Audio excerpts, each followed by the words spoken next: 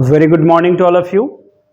आप सभी का स्वागत है द टेस्ट नंबर 9 के पेपर डिस्कशन में। The test number 9 the mains test series, जिसमें कि हम लोगों ने देखा है कुछ the last Sunday we have conducted the test and the test series में अब जो हम लोग टेस्ट नंबर 10 होगा and then onwards we will enter into the sectional test. अभी तक क्या है, this is called the modular test and in the entire mains test series program day by day आप हर एक वीक ग्रो करते हैं and then you will learn many more things whenever you write the test. Before to start the discussion, let's to share a informations within you guys that the JPSC mains foundation, that is mains cum prelims batch, that is batch 2.0 that has been started on 24th of this month। यह नया batch शुरू किया गया है और इसमें दोनों ही ऑनलाइन एंड ऑफलाइन मोड में क्लासेस चल रही है। So those who are interested they can join.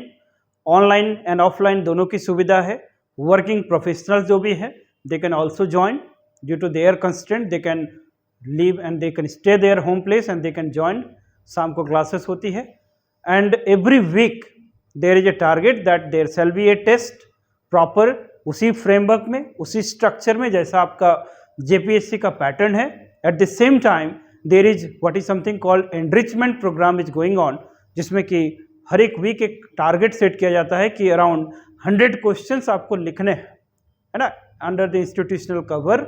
And out of that 100 question आप 50 भी क्वेश्चंस लिखते हैं, then it's ample task and very good exercise.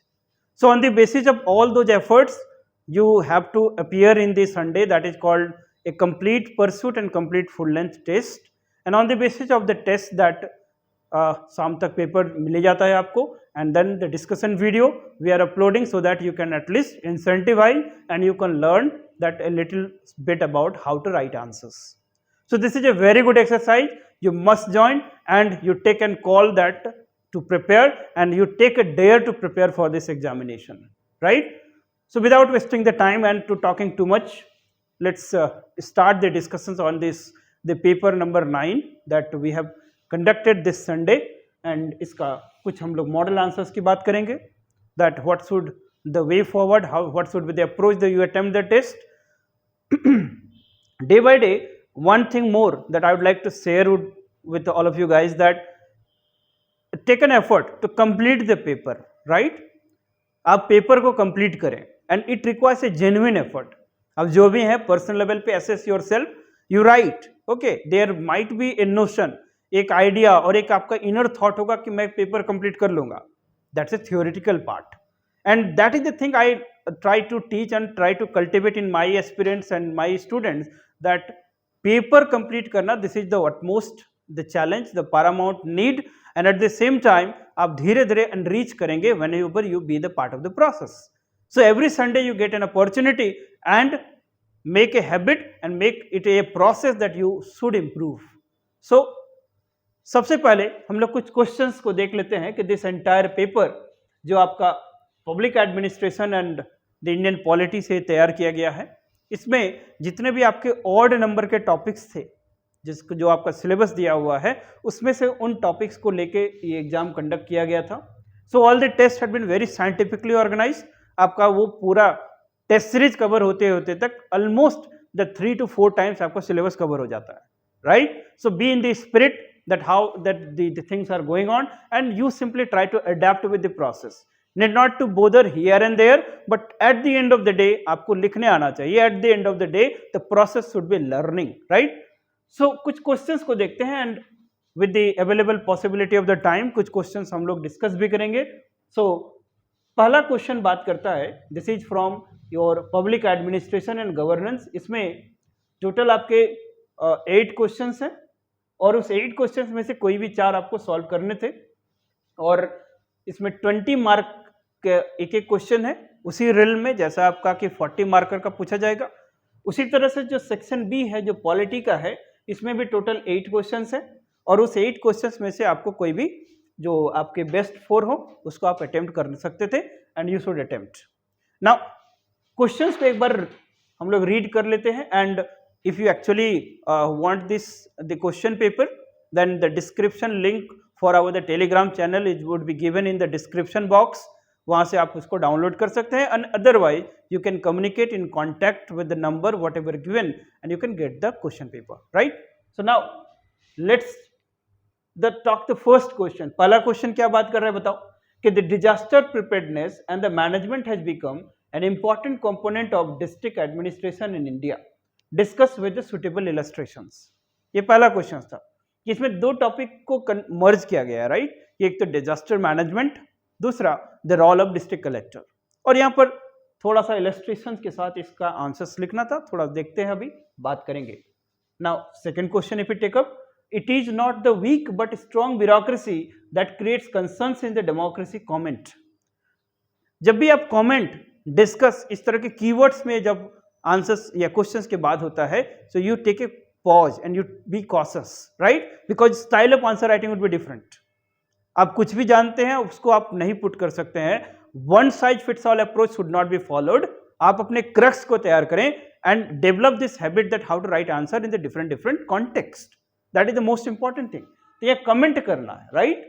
तो कमेंट किस तरह से करेंगे हम लोग कि ब्यूरोक्रेसी वर्सेस डेमोक्रेसी के डिबेट में हमने क्या बताया है कि द फ्रेडरिक्स का कॉन्सेप्ट यहां पर लिखना था कि that how the imbalance polity it is the characteristics of developing country, and किस तरह से इम्बैलेंस पॉलिटी में द स्ट्रॉन्ग ब्यूरोक्रेसी जो थ्रेट टू डेमोक्रेसी, उस एस्पेक्ट को हाईलाइट करना है, राइट? तो अभी और बातें करेंगे उस पर. तो थर्ड क्वेश्चन जो है this is about the chief secretary. Chief secretary is a potential area. Chief secretary को अच्छे से तैयार करके रखेंगे. So question is about the chief secretary is the residual legatee at the state level, है ना? This is statement based question कि जो चीफ सेक्रेटरी होता है वो कौन होता है? The residual legatee. What is the meaning of this? The residual लिगेटी.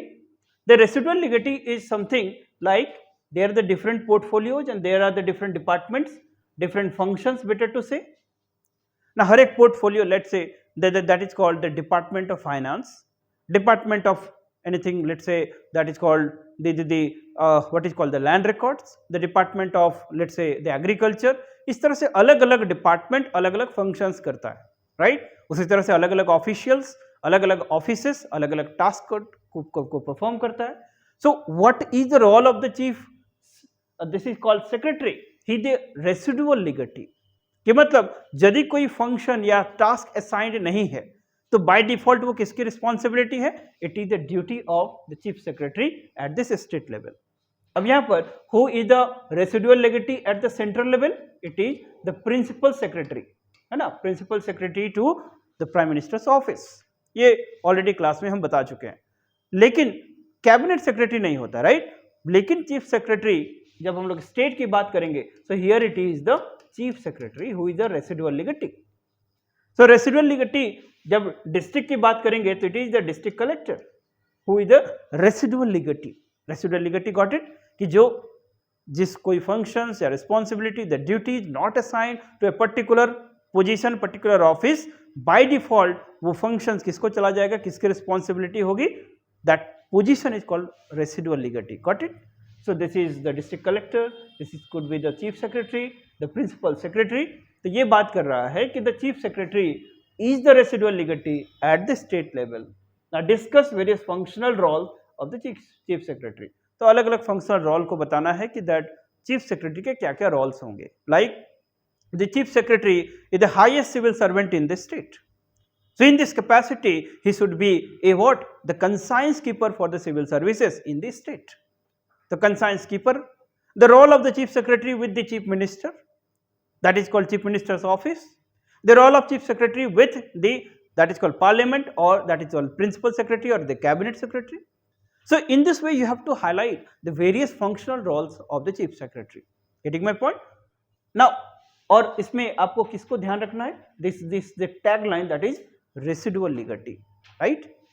The question number 4 is about very important that actually developmental administration and the bureaucracy दोनों को मिला के बनाया गया है. ठीक? The 4 is about कि the Weber's construct of the bureaucracy has served a great purpose in furthering the research in the field of the CPA. CPA refers to comparative public administration, right? Now discuss the various characteristics of the bureaucracy. There are the two part of the question.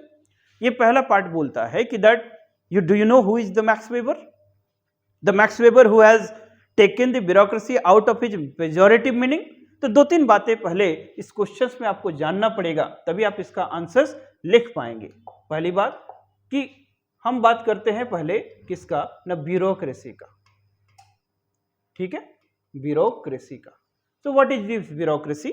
Basic thing is about कि the bureaucracy refers to a body of appointed officials right from the bottom of hierarchy to the top of hierarchy, and it is a generic concept. It is equally applicable both in the public sector as well as private sector. So a body of appointed officials is called bureaucracy. Like a peon, if he is appointed, he is a part of bureaucracy. ठीक? So Max Weber का contributions actually यहाँ पर Max Weber के construct of bureaucracy की बात हो रही है। So was Max Weber? So Max Weber was who? Weber जिसने कि Weberian model of the bureaucracy की बात किया, और किस तरह का model, state led Weberian model. Max Weber के पहले bureaucracy is characterised through negative characters, माने bureaucracy it was the institutional in character, nepotism, favouritism, partition, biasness, institutional character, है ना, these are the features of the bureaucracy था। लेकिन Max Weber का contribution क्या था कि he has highlighted the positive characters of bureaucracy. कैसे ना, he has highlighted the structural and the functional features of the bureaucracy, and इस bureaucracy के स्ट्रक्चरल एंड फंक्शनल फीचर्स को बताया उन्होंने। And structural and functional features में मैंने class में क्या बताया है, you have to write this, that is called trick भी बताया है कि हाई सोडी दैट इज मेरी व्हाट वाइफ नहीं चलेगी, right. So this is the trick, okay. So this hi refers to, हर एक लेटर्स का एक अलग अलग मतलब है। हाई रेफर्स टू हायरार्की, है ना। Bureaucracy is what, it is an hierarchic organisations, there is a superordinate, subordinate, and they are linked through scalar chain, that is called line of commands. तो this structure, hierarchical feature is the structural feature of the bureaucracy, what the Weber has highlighted. Bureaucracy functions under impersonal laws. Impersonal laws means value neutral. कोई भी person office of district collector या bureaucracy का part होगा तो उसको उसी official code of conduct में काम करना पड़ेगा। ऑफिस के according rules, responsibility, duty defined है, तो लॉज वेरिएशन या डिफरेंसेस नहीं क्रिएट करेगा। That is the meaning of impersonal laws, that is gender neutral, position neutral. Getting my point? Similarly the sphere of competency, defined responsibility and authorities होगा। There shall be the division of power, means it brings specialisations. The administration is a complex activity, and in this complex activity there shall be standardization with respect to the job, there shall be defined roles and responsibility, जिसको कि एक term बोलते हैं that is called principle of definitions। क्या बोलते हैं इसको? the principle of definitions, है ना, जिसको कि in the theory given by the Linden, Gulick and Urwick, जिन्होंने पोस्ट कॉप व्यू हाईलाइट किया था। So they had also defined about the principle of definitions. इस प्रिंसिपल ऑफ डेफिनेशंस का मतलब है कि that every positions in an organisation, and which type of organisation, bureaucratic organisation, every positions has a defined role, responsibilities and duties, that is called principle of definitions. So ये Weber बोलता है कि that की position should have defined responsibility, division of labour, क्योंकि ये क्या करेगा, experience, expertise, specialisation create करेगा, and it will makes an organisation specialised unit, it makes an organisation efficient unit. ठीक। सिमिलरली मेरिटोक्रेसी की बात करता है। ठीक। Meritocracy means bureaucracy is based on which type of authority, legal rational authority, which promotes merit based, which promotes due process of law, it do not promote ascription, है ना, it do not promote that loyalty जो कि traditional authority का part था। तो bureaucracy basically based on merit based, competency based. Similarly W refers to written laws and records, कि bureaucracy and in a bureaucratic setup हर एक actions कैसा होना चाहिए, डिफेंसिबल एक्शंस होना चाहिए। Every action should be defensible action, and how the action should be defensible? When it is guided through a written laws and records, when it is guided through a codified laws and record। इसीलिए codification की बात होती है ना, जैसे uniform civil code को लेके अभी जितनी चर्चा चल रही है, so why there shall be codifications, इसकी चर्चा चलती है. So in case of the bureaucratic setup there shall be and the actions of the officials are guided by written laws and records. Similarly, that nahi, it refers to non-bureaucratic head. कि इन bureaucratic setup जो organisational head होगा वो कैसा होना चाहिए, non bureaucratic means elected, है ना. जैसे इंडिया में पार्लियामेंट्री डेमोक्रेसी की बात करते हैं, so we have the political masters, the political ministers, the popular ministers are who head the portfolio, who heads what, ministries. तो इसी का मतलब है इस तरह का. क्यों? क्योंकि एक तरह से पॉपुलर मिनिस्टर्स, एक तरह से पब्लिक सर्वेंट्स, दोनों के बीच में बैलेंस होगा. So trying to create what, the notion of balance polity, जिसको रिक्स बात करता है ना. तो रिक्स के फीचर्स को भी ध्यान रखना है, क्योंकि जब भी आप वेबर पढ़ेंगे, मैक्स वेबर, तो वेबर ठीक है, लेकिन वेबर के आगे कौन है, रिक्स. ठीक है, तो दोनों को मिला के रखना है. Now similarly C refers to the career service. What is the meaning of career service? मतलब the career service means in bureaucracy the job is a what, life time job. It is the only job जो करना है उसको. So the person associate and voluntarily sign करता है कि I am joining the government of India, I am joining the government of Jharkhand till the as of retirement. And it is the only job, being a part of the state he acts as an instrumental in character. तो ये सब बातें कौन करते हैं, weber बात करते हैं. तो यही बोल रहा है ये क्वेश्चन कि the Weber's construct of bureaucracy has served a great purpose furthering research in the field of CPA. Discuss the characteristic of bureaucracy. तो bureaucracy के characters हो गया, structural functional feature. और ये जो वेबर ने एक मॉडल दिया, कैसा model, state led Weberian model. And ये state led Weberian model it promotes what, organisational rationality. It promotes the organisational rationality. So since it promotes the organizational rationality, it means in case of any organizational dysfunctional, what is the solution? It is the Max Weber and Weberian model. So Weberian model जब comparative public administration के time में, means after the Cold War politics, जब developing country के case में problem शुरू हुआ, economic अनवाइबिलिटी problem शुरू हुआ, इनएफिशिएंट एडमिनिस्ट्रेशन, द प्रॉब्लम शुरू हुआ in the different needs and demands, the problem शुरू हुआ इन case of planning. So what is the solution? And इस solution को क्या बोलते हैं, the state-led Weberian model. It has been sold. तो फिर कैसे बेचा जाएगा, जिसको डेवलपमेंटल एडमिनिस्ट्रेशन में बताए हैं. सो ये एक रेफरेंस पॉइंट प्रोवाइड किया कि किस तरह से अडेप्ट करेगा ना. रेफरेंस पॉइंट क्या है, that is Weberian model. So obviously एक रेफरेंस पॉइंट होगा तभी तो आप पढ़ोगे, राइट. सो सेम थिंग, ये क्वेश्चन का डिमांड ये है, ठीक. So it is a good question. Right short notes on NHRC, national human right commissions and human rights. ये तो बहुत ट्रेडिशनल क्वेश्चन है, आपके लक्ष्मीकांत का टेक्स्ट बुक में आप इसको आराम से कर सकते हैं, वहाँ पर लिखा हुआ है नेशनल ह्यूमन राइट कमीशन के 1993 में. So national human right commission, it is A which type of body, it is A statutory body. ठीक है, statutory body. So national human right commissions created 1993 through a legislations. Right? So that's why it is called statutory body. So do you know now how many types of body are there? So if we talk about the bodies, then this body can be created directly through some articles of the constitutions or directly through some provisions of the constitution. उस तरह के body को क्या बोलेंगे अपन लोग, constitutional body. For example, the Election Commission of India. For example, finance commissions. Right? So these are constitutional body. कुछ ऐसे bodies होते हैं जिसको कि लॉ ऑफ पार्लियामेंट से बनाया जाता है. And law is also called statute. तो उसके लिए हम लोग कौन टर्म यूज करेंगे, स्टैट्यूटरी बॉडी, जैसे NHRC. और कुछ स्टैट्यूटरी बॉडी के एग्जांपल्स हैं, जैसे NCPCR, national commission for the protection of the child rights, जैसे NHRC, national commission for women. Right. So these are what, the statutory body. कुछ और बॉडीज होती है जिसको एग्जीक्यूटिव एक्शन से बनाया जाता है, उसको हम लोग बोलेंगे non constitutional body. For example this Niti Aayog, Niti Aayog. So through an executive order, through an executive order. So I hope ये क्वेश्चन सिंपल क्वेश्चन है, शॉर्ट नोट्स लिखना था, आपको फैक्ट्स आते हैं, then you have to write. Now question number 6 की बात करते हैं, राइट.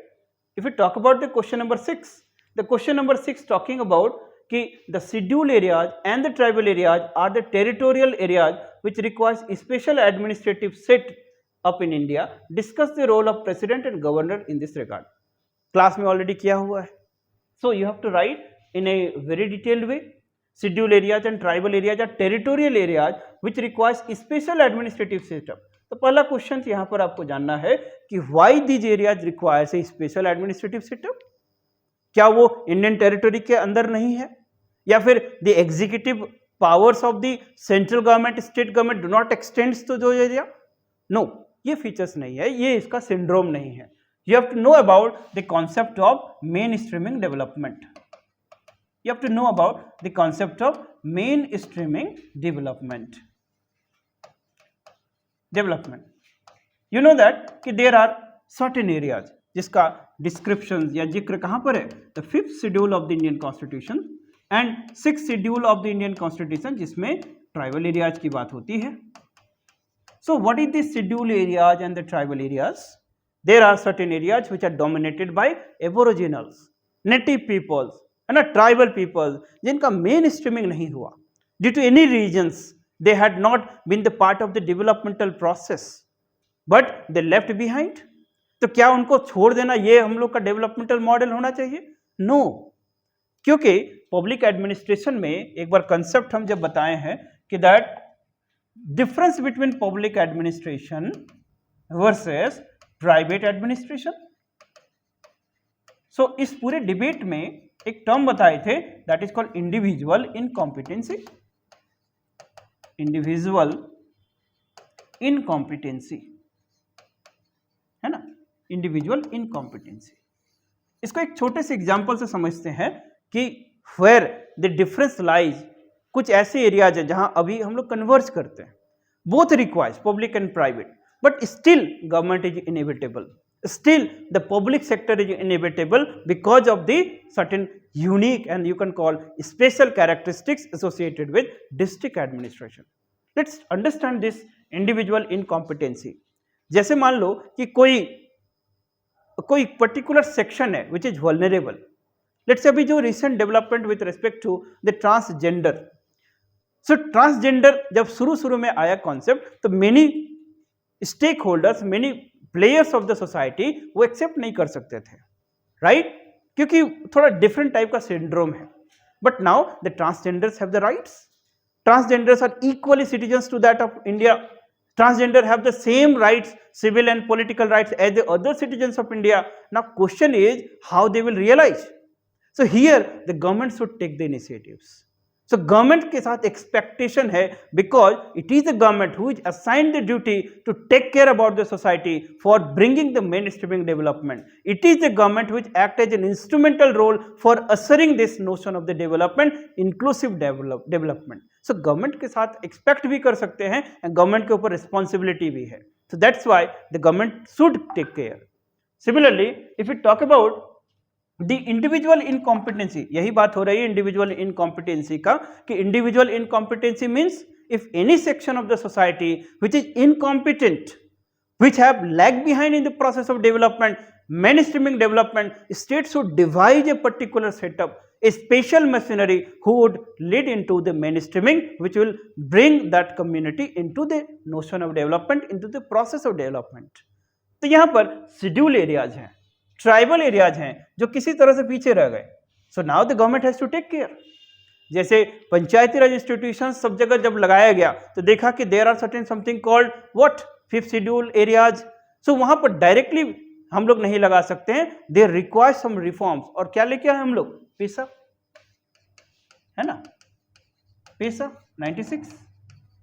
सो यहां बात करना है आपको schedule areas and tribal areas के कॉन्टेक्स्ट में and role of the president and governor लिखना. तो क्लास में ऑलरेडी हम लोग इसको बात कर चुके हैं. सो इसका मतलब क्या है कि you have to categorically write the 5th schedule areas, the provisions मतलब गवर्नर के रोल एंड द प्रेसिडेंट के रोल. 6th शेड्यूल एरियाज का मतलब in the states of AMTM, Assam, Meghalaya, Mizoram, Tripura, जो ट्राइबल स्टेट्स हैं, तो वहां पर role of the governor, role of the you can call president, you have to write. So ये इसका डिमांड है इस क्वेश्चंस का. ठीक,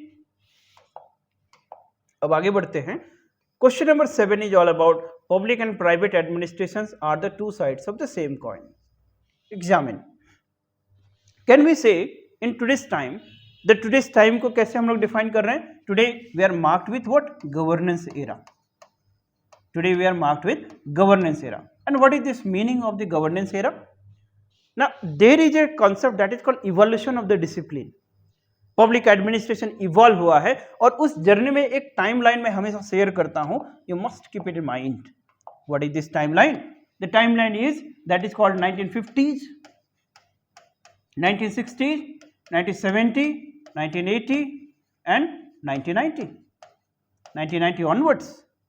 एंड इस टाइमलाइन में क्या क्या चेंजेस होता है, you must understand. So after this 1990, it is called what? The governance era.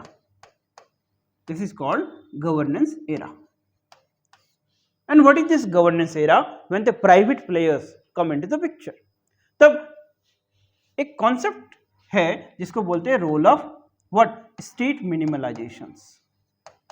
State minimalism. ये state minimalism क्या है? स्टेट मिनिमलिज्म मीन्स सबको पता है कि जब देश आजाद हुआ तो responsibility for development was taken by government sector and private sector was very small because the private sector was not capable at that time.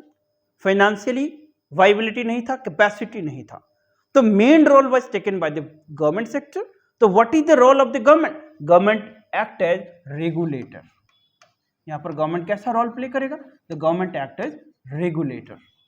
But now with the change in time and with the passage of time 90 तक 1990 तक आते आते what will happen? Now the private sector also become a significant player. The private sector becomes a competitive player. So that is why that अब क्या जरूरत पड़ेगा कि those areas where the private sector are capable transfer and assign the responsibility to the private sector. अब क्या हो गया? दोनों लगभग बराबर हो गए and you have to redefine the role of the state. This concept is called state minimalism. So what do you mean by state minimalism? कि state minimalism it is a project which is driven by the new right philosophy. New right philosophy जिसमें private sector के ज्यादा role की बात की जाती है, that is called new right philosophy. तो न्यू राइट फिलोसफी ये पूरा मैंने पब्लिक एडमिनिस्ट्रेशन में कई बार बताया है। So under the backdrop of the new right philosophy means which the philosophy advocating giving the more and more responsibility roles to the private sector, the state has been redefined. Now initially the role of the state was the regulator. Now after this the role of the state would be as facilitator.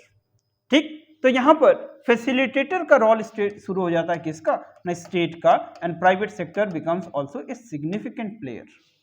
ठीक है, सो under this governance time, under this governance paradigm, the public sector and private sector both are equally important. Both should work in complementary with each other. लेकिन फिर भी कुछ areas हैं जहां पर differences है। तो यहां पर अब क्वेश्चन पे वापस आते हैं हम लोग कि private administration and these are the two sides of this same coin. So कैसे एड्रेस करेंगे आप? First of all you have to write the private, that is public sector versus private sector. Traditional view point क्या बोलेगा? The traditional view point से कि these two are the different areas. Private sector कुछ अलग काम है जो कि प्रॉफिट मैक्सिमाइजेशन पे काम करता है, पब्लिक सेक्टर एक अलग एरिया है जो कि वेलफेयर एक्टिविटी पे काम करता है। यहां से ट्रेडिशनल नोशन शुरू होगा, लेकिन बाद में धीरे धीरे ये नोशन खत्म हो जाएगा क्योंकि एक्सेप्शंस पर देयर। तो प्राइवेट सेक्टर यदि सिर्फ एक्सप्लॉयटेटिव, सिर्फ प्रॉफिट मेकिंग पे काम करेगा तो why there is a corporate social responsibility, CSR, and if the government sector is only doing what welfare activity then why there is a concept called taxation. So इस तरह से धीरे धीरे ये जो सिंड्रोम है बाद में चेंज होते चला गया। एंड जैसे अभी मैंने क्या बोला, the state minimalism, the private and public sector दोनों के रोल डिफाइंड हुए। Initially government act as a regulator, but later government act as a facilitator. तो इस तरह से in today's time and today we have a governance model. And what is this governance? So governance is an inclusive approach.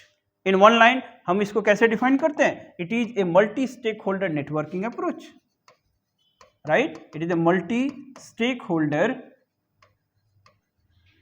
networking approach. This is the governance approach. So in the era of governance, the private sector and public sector, this distinction become a misnomer. Today the consumer interest, the rights and that citizens rights are paramount. So today their focus should be on effective allocations of the service deliveries. So in this effort and in this endeavor to the effective allocation and effective service delivery, there shall be a convergence, the solicit participation of both the public sector and private sectors. And it is something called V approach, and approach should be, that is called the effective target wage approach. So it is an inclusive concept. So here the distinction should not be there, rather the convergence should be there. So यही चीज इसको बोलने की कोशिश कर रहा है कि two sides of the same coin. मतलब इनिशियली ट्रेडिशनली डिफरेंस था, लेकिन they are the part of the two side. So now it is the time that though both should complement each other, rather both should lie in, that is called distinctions. समझ में आ गया? तो यही चीज लिखना है. तो यहाँ पर इसको कैसे आप एड्रेस करते, इसको करना था कि फर्स्ट ऑफ ऑल आप ट्रेडिशनल व्यू पॉइंट लिखना है. Then you have to write how the state minimalism मतलब the changing role of the state from regulator to facilitator.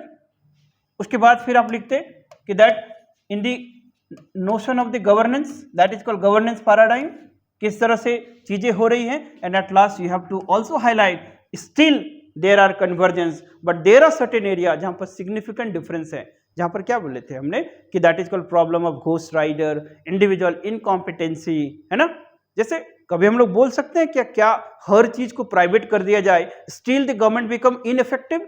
No, government will always be inevitable, because who will regulate the private sectors, who will supervise the private sector, who will bring answerability and accountability to the private sector? It is only the government. So government will remain and government is inevitable. तो ऐसे आपको चीजों को लिखना है, and these areas you must have to explore, and this is the demand of the question, right? देखिए now question number 8 की बात करेंगे हम लोग. It is basically general definitions of the public administration.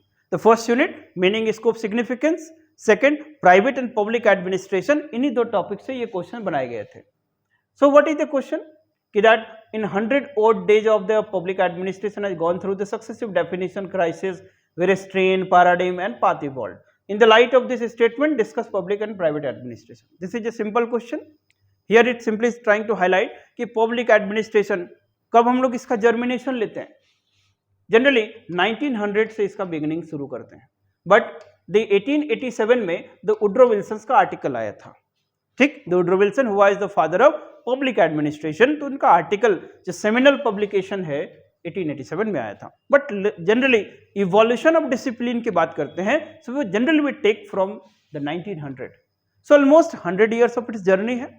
Initially in the context of American administration ये develop होता है, और प्राइवेट सेक्टर के कॉन्टेक्स्ट में अपने प्रिंसिपल्स को डेवलप करता है, राइट. तो in the context of America it has been developed, private context में डेवलप हुआ, लेकिन gradually same principle, those principle were also replicate in the government sectors, in the public sectors. फिर बाद में ये जो डिफरेंसेस हैं आज हम लोग गवर्नेंस अप्रोच में समझते हैं कि they are the two sides of the same coins. तो यहां पर पूछ रहा है कि ये इतने टाइम में अप्स डाउन से गुजरा. डेफिनेशंस के पार्ट में हम लोगों ने क्या देखा था कि पब्लिक एडमिनिस्ट्रेशन का नैरो व्यू, ब्रॉड व्यू, है ना, POSDCORB view, policy making view. Because what, जब भी पब्लिक एडमिनिस्ट्रेशन के डेफिनेशंस की बात करते हैं, so we generally take the two reference point. In one hand that is Dwight Waldo, epistemological view point, another hand the Frederick Mosher, है ना, who said it is best that it should be left undefined. Because what is public administration? It is the government in actions. It is the action which is for a response, which is as a response to the needs and demand to the society. तो क्या government का response या किसी society का needs and demand हर जगह static रहेगा कि it will change? It will change, because there are number of factors, social, cultural, political, economic, वो सब नीड्स एंड डिमांड्स को डिटरमाइन करता है. सो द सिस्टम जिसको हम लोग पब्लिक एडमिनिस्ट्रेशन बोल रहे हैं, it must adapt, it must change. So that is why we are talking about adaptive administration. Administration कैसा होना चाहिए? ऑर्गेनिज्मिक होना चाहिए. जैसे अभी सिविल सर्विसेज की परीक्षा के लिए आप लोग तैयारी कर रहे हो, यू स्टार्टेड योर जर्नी, कभी कभी सिर्फ पढ़ते रहते हो, right? Then you started feeling no you have to write. जब आप लिखते हैं then you have to adapt. अब आपको और ज्यादा पढ़ने की जरूरत पड़ेगा. You have to make a balance कि not only reading, rather you have to write. अब जब लिखना शुरू करोगे then you have to think कि how to make your answer more qualitative. तो आपको फिर और इधर उधर से नॉलेज कोरोबोरेट करने पड़ेंगे. You have to take some article from Yojana, you have to take some cutout from your the Hindu editorial. So in this way you have to be organismic. What is the demand of these examinations? What is the need of this paper? Accordingly you have to adapt. You need not to be the passive learner. You have to be what? Proactive. है ना? समझ पा रहे हो क्या बोलना चाह रहा है? कि सिर्फ पैसिव लर्नर नहीं है. It is not an exam कि किन्हीं 5 प्रश्नों के उत्तर दें, आपको कोई 100 क्वेश्चन दे दिया उसी में से आएगा. नो, जब सेम क्वेश्चन से आ गया तो आंसर शुड बी डिफरेंट, है ना? And you will get the variable marks. So that is the way and that is public administration. It is the society and society is a changing concept. Society change and it has been changed. Change is inevitable, so the government in response has to be inevitable, it has to be adaptive, it has to be changeable.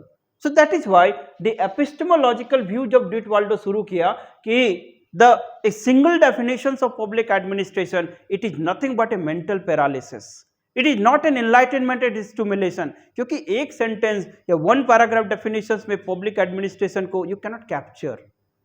फिर further लेकिन हम लोग समझने के लिए we have developed the understanding what is public administration, taking the various view points, but at last what we have concluded कि Mosher से कि no, it is best that it should be left undefined because it is a changing concept. लेकिन इन दोनों के बीच ही अपने answer को रखना है. Getting my point? So here वही बोलता है कि इट हैज बीन इवॉल्व्ड, ये चेंज हुआ, ब्रॉड हुआ, लेकिन स्टिल अभी अनडिफाइंड है. सो इसके लाइट में आपको बताना है कि पब्लिक एंड प्राइवेट एडमिनिस्ट्रेशन में क्या बेसिकली दोनों को डिस्कस करना है. तो अभी लास्ट क्वेश्चन में भी डिस्कस कर चुके थे, बता चुके थे. तो यहाँ पर अप्रोच क्या होगा आपका? फर्स्ट ऑफ ऑल आप इसके definition and scope of public administration को थोड़ा एक्सप्लेन करेंगे इनिशियली कि how it has been broaden, how it has been grow, right. उसके बाद आप बताएंगे कि what is the public administration. Definition हो गया तो पब्लिक एडमिनिस्ट्रेशन अपने आप डिफाइन कर सकेंगे. देन प्राइवेट एडमिनिस्ट्रेशन डिफाइन करेंगे, राइट. दोनों में डिफरेंसेस डिफाइन करेंगे. फिर दोनों में कैसे कन्वर्जेंस हुआ इन द गवर्नेंस एरा उसको डिफाइन करेंगे. कन्वर्जेंस, राइट, कि डिफरेंसेस नहीं क्रिएट करना है, rather you have to follow what we approach. तो फिर बराबर लाना भी है. सो अभी बता चुके थे, लेकिन still the government is Paramount, मतलब पब्लिक एडमिनिस्ट्रेशन इज पैरामाउंट. तो इस तरह से अपने आंसर्स को इस तरह से फ्रेगमेंट करना है और इस तरह से प्रेजेंट करना था. Getting my point? So every time you learn because the learning is inevitable. ठीक है, अभी लिखोगे फिर भूलोगे, but what's the human character? You learn from the mistakes and improvise for the next endeavor. So every time learn, and learning comes through the practice. So do the practice. Only one thing, revise, practice. Okay, it's a human nature. So let's talk about, so this is all about this public administration section. यहाँ पर एक दो questions आप, एक जो question number 1, it is actually talking about the disaster management and the what is called the district administration. इसको दोनों को क्लब करना है. So what is this disaster management? कितने लोग पढ़े हो? तो डिजास्टर मैनेजमेंट ठीक है, जो भी पढ़े हो, बट डिजास्टर मैनेजमेंट में जब भी आप पढ़ेंगे, so what should be your approach? Your approach should be disaster risk reductions. Because what is disaster? और डिजास्टर के पहले भी स्टोरी कहां शुरू होगी? Crisis, right. Crisis is inevitable, crisis तो होगा ही होगा. कभी हम लोग कंप्लीटली सफिशिएंट हो सकते हैं? No, crisis should be there. So with the advent of the civilisations, with the advent of this law and state, the crisis is inevitable because resource are limited. तो जब भी रिसोर्स लिमिटेड होगा, सो हमेशा crisis ही रहेगा. But if that crisis has a potential to disrupt the life and property, has a threat to the life and property, it is a hazard. So hazard is what? It is something like a potential to do disruption. The hazard is something which has potential to cause harm. So that is called hazard. So crisis is the situation. The story begins where? The crisis. Then crisis के बाद क्या बनेगा? Hazard. What is hazard? Hazard has what? Potential. So it could be virtual, it could be physical. जिसके पास भी potential है, potential किसका? The potential to harm. So ये चीज क्या होता है? Hazard. And then when the hazard comes to the society and it created the destruction, means the calculated loss, then it becomes a disaster. Okay? So क्या हमको disaster manage करना चाहिए कि crisis manage करना चाहिए? So it should be crisis management. So your story, your thought process should start from crisis management. और इसके लिए crisis management के लिए one of the best source is that read the second ARC. है ना?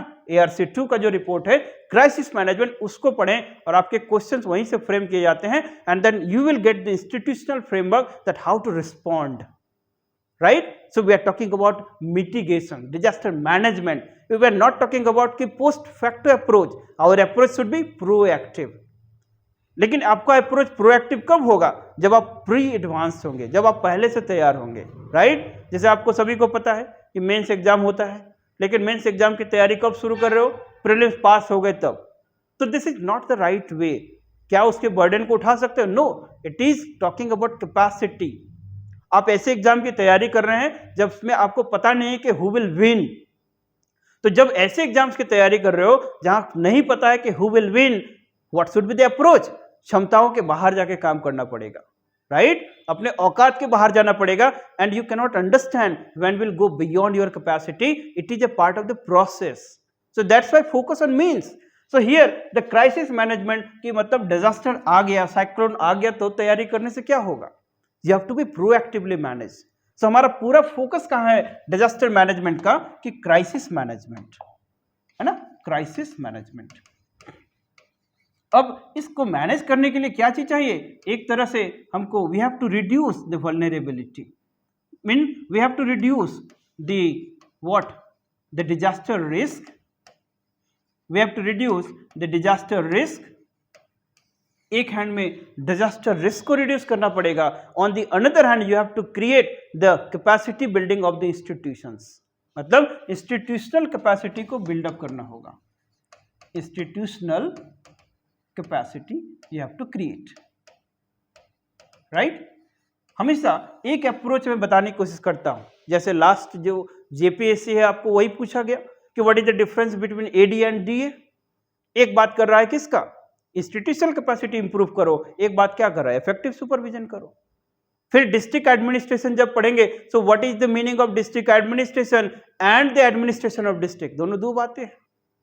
Disaster management पढ़ेंगे तो एक हैंड में क्या करना पड़ेगा? You have to reduce the risk, माने वल्नरेबिलिटी, उसको कम करना पड़ेगा. At the same time you have to increase the capacity of the institution. तो इसके लिए दो अप्रोच लेके जाना पड़ेगा, एक institutional model and another is individual model. है ना? Individual model and institutional model. Institutional model, ये दो अप्रोच पे काम करना होगा. You have to write. Now if you look at the structure, institutional model के लिए उसके पहले इंडिविजुअल मॉडल पे बात करते हैं. सो इंडिविजुअल मॉडल के लिए आपको क्या जानना है कि इंडिविजुअल की कैपेसिटी को कैसे आप माने वल्नरेबिलिटी को रिड्यूस करोगे. है ना? You have to aware the people. उसके लिए एक फॉर्मूला है जो सेंडाई फ्रेमवर्क का आउटकम है कि that disaster risk reduction is equal to what? That is, एक ट्रिक बताया है मैंने, HCV. है ना? HCV means H refers to hazard, C refers to increase the capacity and V refers to reduce the vulnerability. ठीक? Let's say a tsunami is coming. उसके पहले early warning system यदि एडवांस है, ठीक, तो एक दिन पहले ही हमको एडवांस मिल गया. So I am talking about early warning system. So पहले से ही हमको पता है, so we can make preparations. So it will reduce the vulnerability. Right? उसी तरह से लेट्स से अर्थक्वेक आने वाला है, एंड एवरी अर्थक्वेक कम्स, कैसे होना चाहिए? द BIS नॉर्म्स के अकॉर्डिंग मटेरियल्स यूज होना चाहिए. The building should be created following the zonal regulations. जो प्लानिंग हो वो जोनल जो सिस्मिक मैपिंग के थ्रू होना चाहिए। सो इससे क्या होगा ना, वल्नरेबिलिटी घटेगा। And at the same time जो वीकर सेक्शंस होते हैं, जैसे ऑर्फेन्स हो गए, जैसे चिल्ड्रन हो गया, जैसे वुमेन हो गया, उसके लिए अलग तरह की व्यवस्था होनी चाहिए। सो ये सब क्यों करना चाहिए? Just to reduce the vulnerability. तो एक हैंड में वल्नरेबिलिटी को रिड्यूस करने के लिए काम करना पड़ेगा, दूसरा हैंड में क्या करना पड़ता है? Capacity increase. Capacity increase means एक इंस्टीट्यूशनल कैपेसिटी की बात कर रहे हैं। तब इंस्टीट्यूशनल कैपेसिटी माने एक तो इंडिविजुअल कैपेसिटी कि when the disaster come, mainly कि जब डिजास्टर मैनेजमेंट की बात करते हैं तो it is A 3 stage process, that is the pre disaster, that is during disaster and that is post disaster. Disaster management ये 3 stage process. So what pre disaster? तो pre disaster वही disaster risk reduction पे काम करेंगे, institutional capacity पे काम करेंगे। During disaster अब आ गया, तब हमको क्या करना पड़ेगा? We have to rehab, you have to make immediate facilities, medicine, shelter houses, ये सब चीज करना होगा। थर्ड, पोस्ट डिजास्टर मतलब रिहैबिलिटेशन एंड द रिपेट्रिएशन। जो लोग डिस्प्लेस हो गए उनके घर की व्यवस्था करनी होगी, जो लोग बिछड़ गए उनको फिर से मिलाना पड़ेगा। तो these are called 3 stage process of disaster management, pre disaster, during disaster, post disaster. और ये कैसा होना चाहिए? प्रोएक्टिव अप्रोच के साथ। This is called mitigation. ठीक, अब हम लोग थोड़ा इंस्टीट्यूशनल एस्पेक्ट पे चलते हैं कि इंस्टीट्यूशंस में क्या हमारे पास सेटअप है ना। 2005 के पहले कोई हम लोग का सही तरीके से कोऑर्डिनेशन स्टैब्लिश हो ऐसा इंस्टीट्यूशन नहीं था। होता था प्राइम मिनिस्टर्स ऑफिस वगैरह, but in 2005 we brought that is called national disaster management act, NDMA act 2005। और इसमें एक स्ट्रक्चर प्रोवाइड किया गया कि how we will respond and how the institution should respond. तो इसके लिए एक हायरार्किक सिस्टम बनाया गया कि there is something called national disaster management authority, there followed by the state disaster management authority, followed by the district disaster management authority. ये authorities हैं जो रिस्पॉन्ड करेंगे। At the same time there shall be the response force like NDRF, like SDRF, ये सब response force हैं।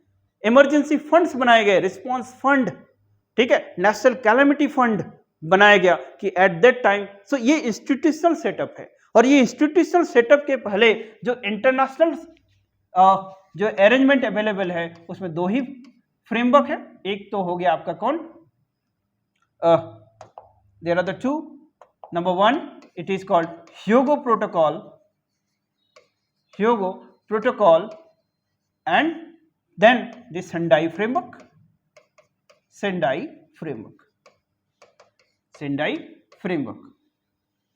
तो ये 2 arrangements हैं इंटरनेशनली। उसके बाद इंडिया में NDMA एक्ट, ये इंस्टीट्यूशनल साइड। दूसरा दो इंडिविजुअल साइड में क्या करेंगे?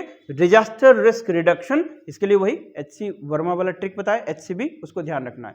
तो it is the one part of the coin that is about the disaster side. दूसरा डिस्ट्रिक्ट एडमिनिस्ट्रेशन है। तो एक तरह से डिजास्टर मैनेजमेंट, दूसरा में district administration. So district administration means the office of district collector. वो क्या होते हैं? The chief crisis manager at the district level, DDMA, right. तो role of the district collector, जो multi functional role of the district collector बताए हैं उसको आपको ध्यान रखना है एक साइड। डिजास्टर मैनेजमेंट के कॉन्सेप्ट जो बताए उसको एक साइड रखेंगे। और इसी को क्या करना था इसमें ना, बता देना था कि डिजास्टर रिस्क मैनेजमेंट जो है अब one of the challenging task of district administration होते जा रहा है। Obviously there is a frequency of disaster. अभी बिपरजॉय मान लीजिए आपका साइक्लोन आया, उसी तरह से every year cyclone witness to the coast of the Orissa and Andhra Pradesh coast, earthquakes आते हैं। तो here the response, because life का इंपॉर्टेंस, इंडिविजुअल लाइफ का इंपॉर्टेंस बढ़ते जा रहा है। So who is the king pin, who is the linch pin? It is the district administration. So district administration की रिस्पॉन्सिबिलिटी बढ़ी है। And second, you have to illustrate as well. So recent कुछ development आए उनको आप explain कर सकते हैं। लेट्स से अल नीनो है। सो अल नीनो के बाद क्या होगा? ड्रॉट का इश्यू होगा, ओके, क्योंकि इनफ्रीक्वेंट बारिश हुई। तो अब क्या होगा कि दैट हमको एग्रीकल्चरल मतलब फार्म सिक्योरिटी, न्यूट्रिशन सिक्योरिटी की बात करनी होगी। although the central government comes, let's say centrally sponsored scheme, central sector scheme, state government will come certain scheme, but who is the link pin? It is the district administration. So it is the efficiency of the district administration which will either brings the significant change or it will lead into some deficit of the governance. तो ये चीज ध्यान रखना है. Disaster drought क्या है? अभी potential है, लेकिन इससे क्या होगा? डिसरप्शंस होगा जब वो डिजास्टर बन जाएगा. ठीक, तो डिजास्टर में कौन कौन से हैं, जैसे सबको अलग अलग कॉन्टेक्स्ट में ध्यान रखना है. So drought is a one of the disaster. आप इसको साइट कर सकते हैं, साइक्लोन साइट कर सकते हैं, अर्थक्वेक साइट कर सकते हैं, दो चार हुए रिसेंट हुए उसको देखना है. But what is the mode of the demand, what is the need of the question, you have to write a balance answer and this are only what cover, कि आप अपने आंसर को सप्लीमेंट करें. Right, so this is the public administration side. And then the second B, जो part B है उसमें polity को cover किया गया है. So in this first part we try to cover the public administration, okay, and many more things we will learn in the class. So in this way that you should write the answers always, will try to give as maximum as thing it is possible, but at the end of the day it is the you have to be consistent, you have to be continuous with the process of writing. Right, so with the paucity of the time, let's conclude the today's session and the जो rest of the part है उसको हम लोग class में कर लेंगे. And so that hopefully this session might be beneficial to you. So this Sunday the test number 10 जो आपका है decided है, that will be happen, and those who are interested they can join. So earlier हम लोग बात कर चुके हैं कि the new batch is running on, so जो necessary contacts and details है you can get through. At the same time इस क्वेश्चन पेपर का PDF चाहिएगा तो इसका जो डिस्क्रिप्शन में लिंक दे दिया जाएगा टेलीग्राम का, you can join there and you can get the question paper. But at the end of the day, it is you who take the initiative. It is we, the Excellency family, we are taking an effort that so to bring and to inculcate an atmosphere, to have an ambience where आप confidently civil services की परीक्षा की तैयारी कर सकते हैं. तो यहाँ पर चीजें हो रही हैं and many more things in the coming time will deliver. So thanks for the session, thanks for your patience, most welcome again, and we will meet with a new type of discussion in the coming days. So take care, have a nice day.